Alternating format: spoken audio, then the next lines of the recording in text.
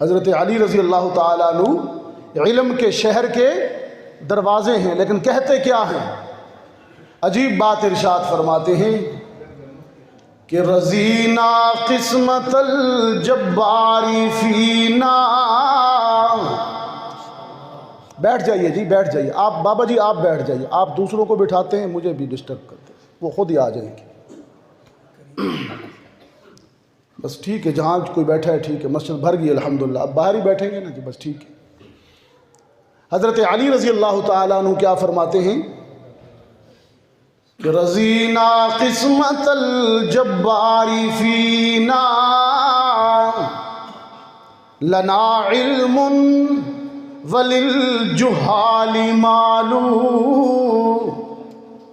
میں اللہ کی تقسیم پر راضی ہوں، اس نے ہمارے دامن میں علم جیسے خزانے ڈال دیے اور جاہلوں کو جاگیریں دے دیے، اس تقسیم پر میں راضی ہوں۔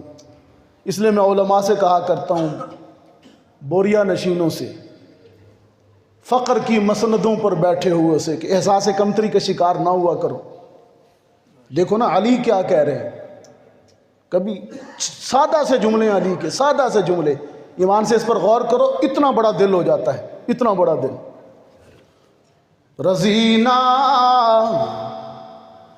قسمت الجباری فینا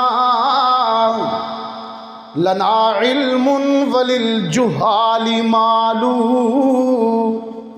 میں اللہ کی تقسیم پر راضی ہو گیا جس نے میرے دامن میں علم کے خزانے ڈالے اور جہال کو مال و دولت کے انبار دے دیے۔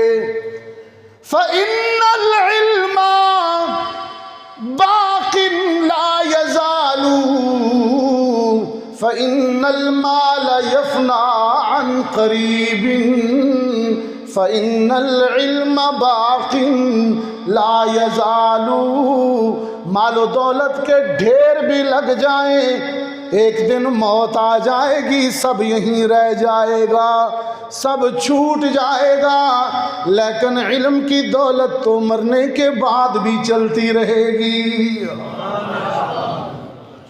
یہ وہ خزانہ ہے جو کبھی ختم، حضور نے فرمایا نا کہ مرنے والا مر جاتا ہے، تین چیزیں، تین رجسٹر بند نہیں ہوتے، باقی نامہ اعمال ٹھپ، ہر چیز بند، آنکھ بند، ہر شے بند، لیکن تین کتابیں کھلی ہیں۔